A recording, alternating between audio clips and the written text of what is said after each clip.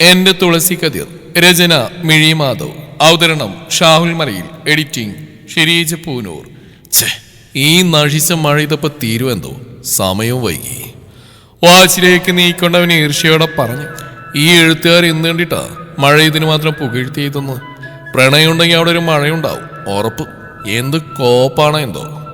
അല്ല, ഞാനിതിനെ മഴയെ കുറ്റപ്പെടുന്നു. നിന്നോട് ഉമ്മ പറഞ്ഞല്ലേ ഷാനു മഴക്കോളുകൊണ്ട് കുടയെടുക്കാൻ. അപ്പൊ നിനക്കല്ല അഹങ്കാരം. അവന്റെ മനസ്സ് അവനെ തന്നെ പുച്ഛിച്ചു.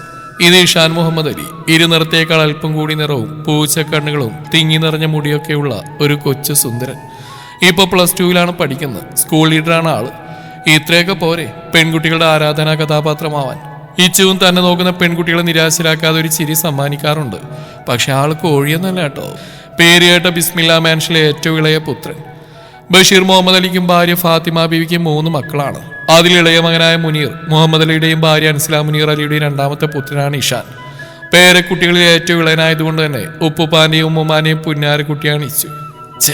എന്ത് മൊഞ്ചനായിട്ട് വന്ന എല്ലാം നശിച്ചു. ആരും തന്റെ വേഷം നോക്കി പറഞ്ഞു. സ്കൂളിൽ നിന്ന് ഓണം സെലിബ്രേഷനാണ്. ഒരു ബ്ലാക്ക് കളർ ഷർട്ടും അതേ കളറുള്ള കരവരുന്ന മുണ്ടുമാണ് വേഷം. പകുതിയും നനഞ്ഞു കുതിർന്നാണ് നിൽപ്പ്. ഷർട്ടിന്റെ പോക്കറ്റിൽ കിടന്ന് ഫോൺ അടിച്ചും അവനതെടുത്ത് നോക്കി. ജോ കാളിങ് എന്ന് കണ്ടതും വേഗം അറ്റൻഡ് ചെയ്തു. എന്റെ ഷാനു, നീ ഇത് എവിടെയാ? നീ വന്നിട്ട് വേണം പ്രോഗ്രാംസുകൾ ഗിഫ്റ്റ് ഓരോന്നായി തയ്യാറാക്കാൻ. ജോ, ഞാനിവിടെ നമ്മുടെ ബസ് സ്റ്റോപ്പിലുണ്ട്. മഴ കാരണം ഒരടി മുന്നോട്ട് വെക്കാൻ പറ്റുന്നില്ല. ഞാനാണ് ഈ കുടയെടുത്തില്ല. മുടിയിൽ നിന്ന് ഇറ്റി വീണുകൊണ്ടിരിക്കുന്ന വെള്ളത്തുള്ളികൾ വിരലുകളാൽ കുടഞ്ഞ് മുന്നോട്ട് നോക്കി അവൻ കാണുന്നത് കുടയും ചൂടി നടന്നു വരുന്ന ഒരു പെൺകുട്ടിയാണ്. ഒരു നീല കളർ പട്ടുപാവാടയാണ് വേഷം. കഴുത്തിലായി കിടക്കുന്ന ID കാർഡ് കണ്ടപ്പോൾ തന്നെ തന്റെ അതേ സ്കൂളിൽ പഠിക്കുന്നവളെന്ന് മനസ്സിലായി. തോളിലായി ഒരു ചെറിയ ബാഗ് ഇട്ടിട്ടുണ്ട്. നല്ല മഴയുള്ള കൊണ്ട് തന്നെ ഒരു കൈയാൽ കുടയും മറുകൈയാൽ അവിടെ പാവാടയും ഉയർത്തി പിടിച്ചിട്ടുണ്ട്. കുട അല്പം മുന്നോട്ട് അയച്ചു പിടിച്ചിരിക്കുന്നതിനാൽ തന്നെ ആളുടെ മുഖം വ്യക്തമല്ല. ഡാ ഷാനു, നീ എന്നട മിണ്ടാത്തെ?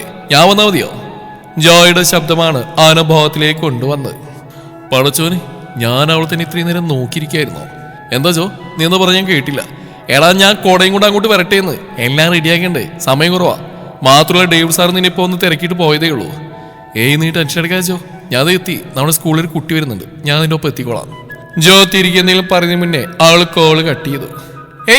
ആ മഴയിലൂടെ നടന്നു പോയിരുന്ന അവൾ ആരോ വിളിച്ച പോലെ തോന്നിയോ നിന്നു. അവൾ തിരിഞ്ഞു നോക്കിയതും ആരോ ഒരാൾ കുടയിലേക്ക് ഓടിക്കറിയത് ഒരുമിച്ചായിരുന്നു. പെട്ടെന്നായതിനാൽ തന്നെ അവൾ പുറകോട്ടൊന്ന് വേയിച്ചു പോയി. പെട്ടെന്ന് അവൾ വീഴാതിരിക്കാനായി കുടയിൽ പിടിച്ചിരുന്ന അവളുടെ കൈകൾക്ക് മുകളിലായി അവന്റെ കൈകൾ ചേർത്ത് വെച്ചു. റിലാക്സ്, അവൻ അവളോടായി പറഞ്ഞു. തന്നെ കണ്ട അവളുടെ മിഴികളൊന്ന് വിടർന്ന പോലെ തോന്നി. ഞാൻ ഇഷാൻ, എന്നറിയോ? പകർച്ചയോടെ തന്നെ നോക്കുന്നവളായി ചോദിച്ചു. കുഞ്ഞു മുഖമാണ് പെണ്ണിന്റെ. പീലികളാൽ നിറഞ്ഞ കണ്ണുകളും കുഞ്ഞി ചുണ്ടുകളൊക്കെയുള്ള ഒരു മൊഞ്ചത്തി. പക്ഷെ എനിക്ക് കൂടുതൽ ഇഷ്ടമായത് അവളുടെ ഗന്ധമാണ്, തുളസി കതിരിന്റെ മണം. എന്തോ പണ്ട് മുതൽ തുളസി ചെടി തന്റെ പ്രിയപ്പെട്ടതാണ്. അതിനാൽ തന്നെ തന്റെ ബാൽക്കണിൽ അത് വളർത്തുന്നുണ്ട്. അറിയാം, സ്കൂൾ ലീഡർ അല്ലേ?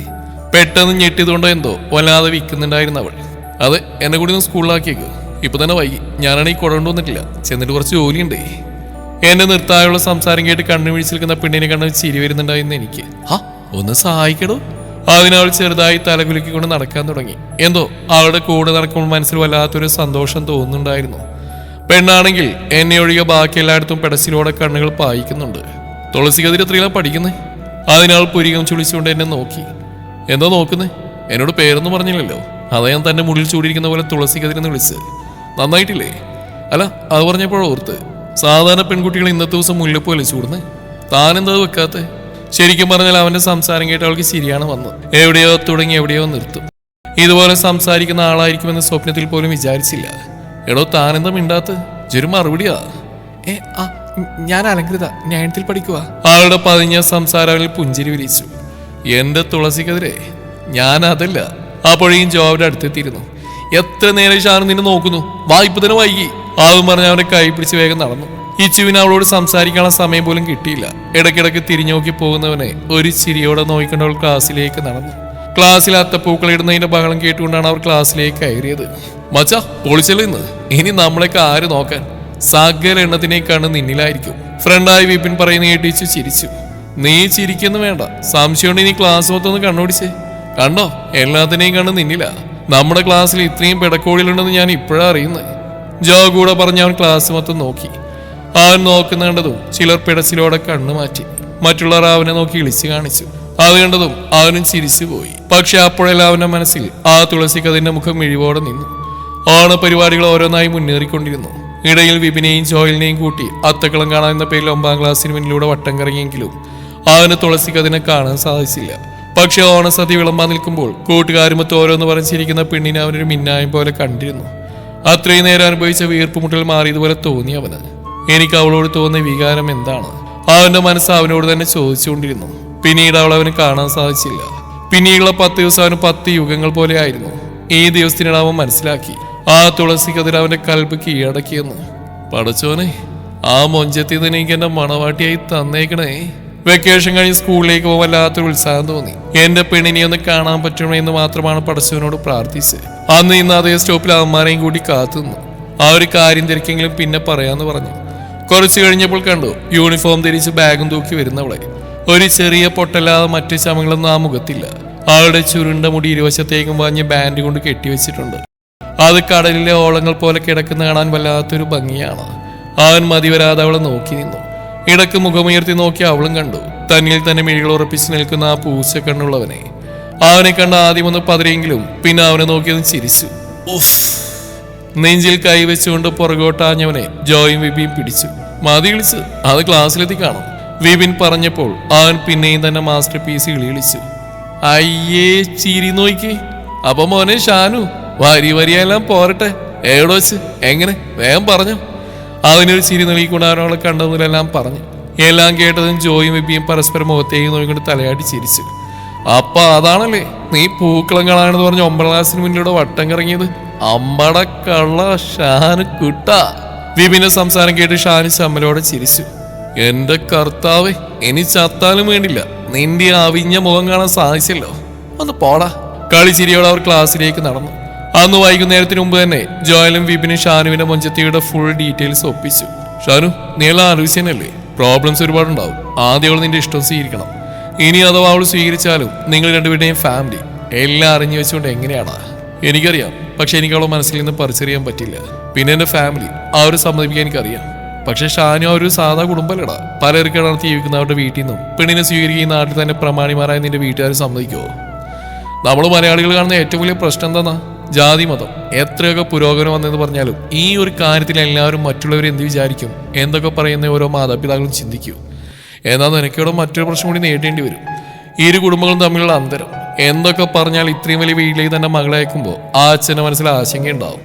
അതാണ് നീ ആദ്യം മാറ്റേണ്ടത്. എപ്പോഴും പൊട്ടത്തരം മാത്രം വായിൽ നിന്ന് വരുന്ന വിപിന്റെ വാക്കുകൾ കേട്ട് ജോയും ഷാനുവും വാ തുറന്നു പോയി. എന്താടാ? വിപിൻ കണ്ണിരുട്ടി ചോദിച്ചപ്പോൾ രണ്ടുപേരും ഒരുപോലെ ഒന്നുമില്ലെന്ന രീതിയിൽ തലയാട്ടി. എങ്കിലും അവൻ പറഞ്ഞാൽ കാര്യമുണ്ടെന്ന് ഇച്ചുവിന് തോന്നി. അങ്ങനെ ദിവസങ്ങൾ കടന്നുപോയി. ദിവസവും രാവിലെയും വൈകിട്ടും അല്ലിയെ വന്ന് കാണുന്നത് ഇച്ചുവിനും കൂട്ടർക്കും ഒരു ശീലമായി മാറി. ഇരുവരും ഇപ്പോൾ പഠിക്കേണ്ട പ്രായമായതിനാൽ തന്നെ അവന്റെ ഇഷ്ടം അവൾ അവൻ അറിയിച്ചില്ല. ദിവസം അവൾ നൽകുന്ന ഒരു പുഞ്ചിരി മതിയായിരുന്നു അവൻ അന്ന് ദിവസം മുഴുവൻ ഹാപ്പി ആവാൻ. അങ്ങനെ ഇരുവരുടെ എക്സാം കഴിഞ്ഞു. വെക്കേഷൻ ടൈമിൽ അവളുടെ വീടിനുമ്പിലൂടെ ചുറ്റിത്തിരിയുന്ന ഒരു പതിവാക്കി. 1-2 വട്ടം അവളെ കാണാനും സാധിച്ചു. അന്ന് അവന് ലോകം കീഴക്കിയ സന്തോഷമായിരിക്കും. 3 അത്യാവശ്യം നല്ല മാർക്കോടെ പാസ്സായതിനാൽ തന്നെ തൊട്ടടുത്ത കോളേജിൽ തന്നെ അവർ BBAക്ക് ചേർന്നു. എക്സാം നല്ല മാർക്കോടെ പാസ്സായതിന് ഉപ്പുപ്പ അവനൊരു ബൈക്കായിരുന്നു സമ്മാനമായി നൽകിയത്. കോളേജിലും ഷാനുവിന് ആരാധികമാർ കൂടുതലായിരുന്നു. തന്നോട് വന്ന് ഇഷ്ടമാണെന്ന് പറയുന്നവരൊക്കെ ചെറുപുഞ്ചിരിയോടെ തന്റെ മനസ്സിന് മറ്റൊരു അവകാശമുണ്ടെന്ന് പറഞ്ഞ് തിരിച്ചയച്ചു. ദിവസം അവളെ വന്ന് കണ്ടതിന് ശേഷമാണ് അവൻ കോളേജിലേക്ക് പോയിരുന്നത്. അന്ന് പക്ഷെ ഒരല്പം താമസിച്ചു പോയി. ബൈക്ക് പാർക്ക് ചെയ്ത് അവളെ കാണാനായി ഓടി വരുമ്പോൾ കാണുന്നത് സ്കൂൾ ഗേറ്റിന് മുമ്പിലായി നിന്നുകൊണ്ട് താൻ നിൽക്കാറുള്ള സ്ഥലത്തേക്ക് വെപ്രാളത്തോടെ ആരെയോ കണ്ണുകൾ കൊണ്ട് തിരയുന്നവളെയാണ്. അവളുടെ മിഴികൾ പരന്നത് തന്നെയാണെന്നറിഞ്ഞതും അവന്റെ പൂച്ച കണ്ണുകൾ നിറഞ്ഞു. ആദരങ്ങൾ നിറഞ്ഞ പുഞ്ചിരി വിരിയിച്ചു. തന്നെ തുളസിക്കതിർ താൻ പറയാതെ തന്നെ തന്റെ പ്രണയം മനസ്സിലാക്കിയിരിക്കുന്നു. പെട്ടെന്ന് അവനെ കണ്ടതും അവളുടെ കണ്ണുകൾ വിടർന്നു. അവനെ നോക്കി നിറഞ്ഞിരിച്ചുകൊണ്ട് അവൾ സ്കൂളിലേക്ക് നടന്നു. ഇത്രയും നാൾ കണ്ടതിൽ വെച്ച് ഏറ്റവും മനോഹരമായി തോന്നിയവന് തന്നെ കണ്ടപ്പോൾ വിടുന്ന കണ്ണുകൾ അറിയിച്ചിരുന്നുണ്ട് താൻ അവൾക്ക് ആരാണെന്നും. അന്ന് അവന് ഉറങ്ങാൻ കഴിഞ്ഞില്ല. മനസ്സിൽ നിറയെ അവന്റെ തുളസിക്കെതിരായിരുന്നു. അവൻ തന്നെ ബാൽക്കണിയിൽ ചെന്ന് അവൻ വളർത്തുന്ന തുളസി ചെടിയിൽ തൊട്ടും തലോടിയും ഒരുപാട് സംസാരിച്ച് നേരം വെളുപ്പിച്ചു. ദിവസങ്ങളും വർഷങ്ങളും കടന്നുപോയി.